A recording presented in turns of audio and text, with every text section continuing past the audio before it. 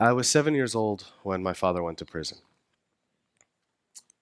And there's not a day that goes by that I don't wish that he had chosen a peaceful path. It's certainly unusual when an American citizen admits to being the son of the first member of a bin Laden organization to shed blood on American soil. Shame for what my father had done and fear for how I would be judged for his actions had caused me to hide my identity from most of those who knew me. In 1990, my father assassinated Rabbi Meir Kahane, the leader of the Jewish Defense League. The JDL, as it was called, was described by the federal government as the largest terrorist organization operating inside the United States at the time. And while attempting to flee the scene, my father was also shot by a federal postal officer, and he and Meir Kahane were rushed to the hospital with similar gunshot wounds. Kahane died at Bellevue Hospital that night. My father lived. From his prison cell, my father would be convicted of seditious conspiracy as well as other charges related to a plot to bomb several landmarks in New York City, including tunnels, synagogues, and the World Trade Center. I carried the legacy of my father with me for much of my life. But as an adult, I realized that I wasn't just hiding my identity. I was also hiding something valuable. My story. And my story was that as a 7-year-old, I was taught to fire fully automatic weapons, and that the men in my life who I loved were sent to prison because they were fanatics. I was taught that anyone who didn't follow a very narrow idea of what it means to be good was an enemy. Thankfully, I was able to shed those beliefs by being exposed to those I was compelled to judge. And with the help of my best friend Sharon, I was able to realize that there was power in my story, and that only by sharing it would I be able to claim my future. My first TED Talk gave me a voice, and my TED book, The Terrorist's Son, allowed me to share my story in more detail. The process of going from hiding my identity to sharing my story publicly has been both profound and surreal. But one of the lessons that I've learned is that storytelling has the potential to change lives. And I quickly discovered that by hiding my identity, I was unable to fully claim my future. And I realized that stories can have a transformational effect. Only by owning my story would I be able to escape the shadow of my father's legacy. And this was never made more clearer to me than when I was asked to give a speech in front of hundreds of young people from all over the world who had either survived terrorist attacks or had lost loved ones due to terrorism. I stood at a podium in front of this group between the ages of 12 and 24 who had experienced some of the worst things that humanity can possibly imagine. And I shared my story, and they shared theirs. And it became immediately apparent that these young people, see, my fear was that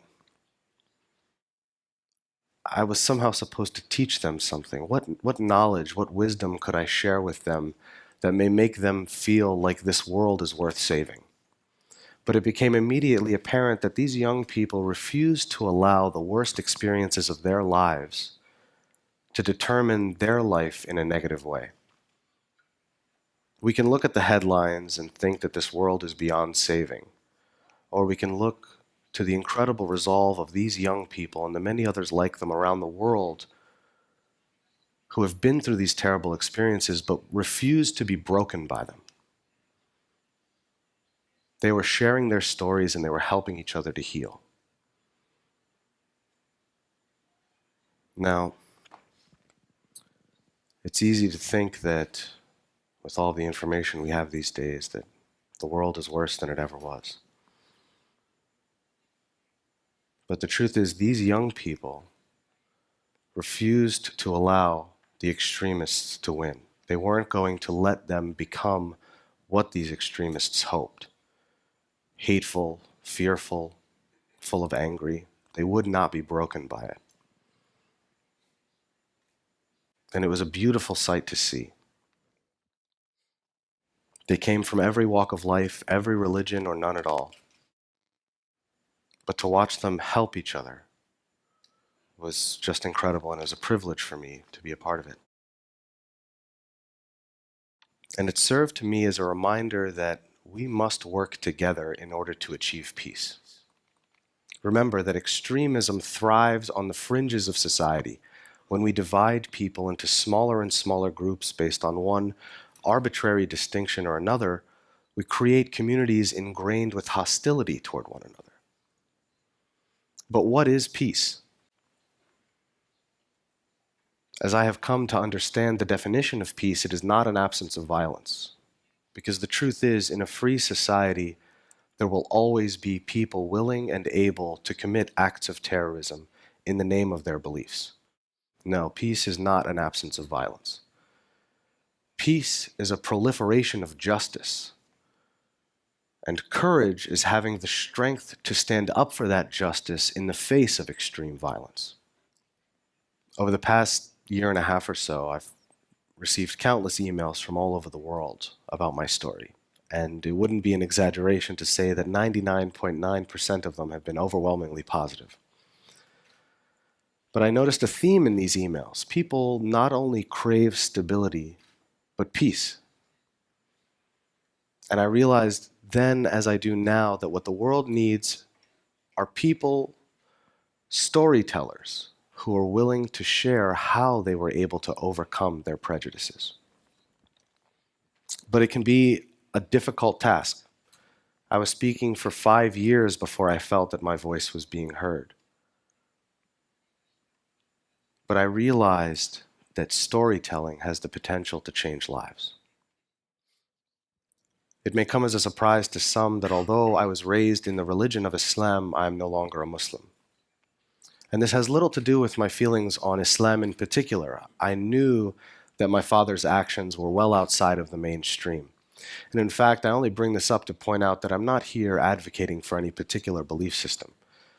I'm simply here to share my story. Now, nowadays, I get to travel all over the world and share my message at schools and conferences and various religious and business organizations.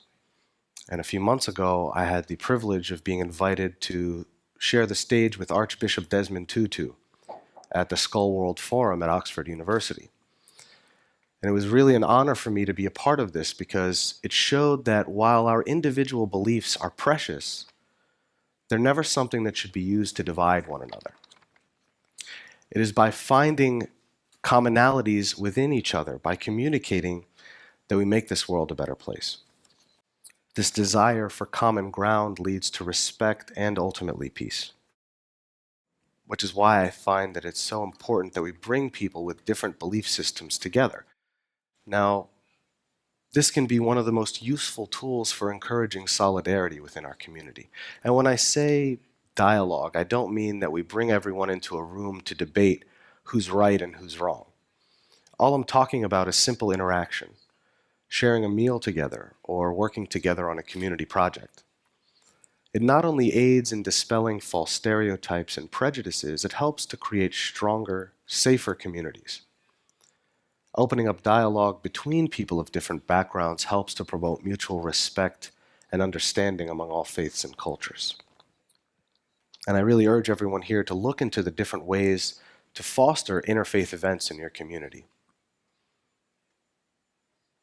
By interacting with one another and breaking down the walls in our society, I believe that we can change the world.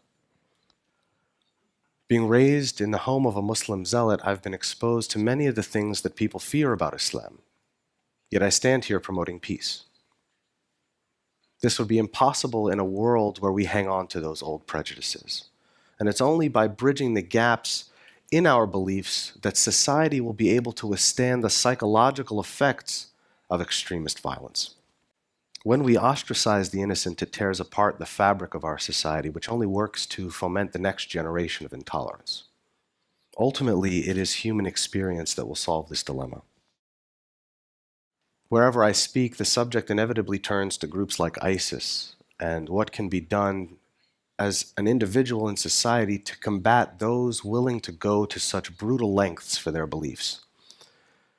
And to that, my answer is a relatively simple one. Don't give in to fear. Do not allow the actions of a radical group to alter society in a way that further alienates nonviolent citizens marginalized by a fearful majority. Like most belief systems, these ideologies cannot be destroyed with bullets or missiles. You cannot bomb people into a democracy. Religion is simply used to cloak the intentions of men like Abu Bakr al-Baghdadi, the leader of ISIS. But it is human emotion, anger, fear, isolation that binds the rank and file. And this is where we can make the difference. This is why we must choose peace. As I mature, I realize that the only way I can overcome the challenges of my past, which at times has been crippling, is to help others understand that hatred only produces more hate. But belief in nonviolence at least provides an opportunity to heal. Those cycles of violence, no matter how old, don't have to continue forever. I am not my father. And with that simple fact, I stand here as proof that violence isn't inherent in one's religion or race, and the son does not have to follow the ways of his father. And should we fulfill our obligation to live peacefully and to put in the work needed in order to obtain peace, however difficult it may be, that ultimately will leave this earth a better place for the ones we love. Thank you very much. Thank you.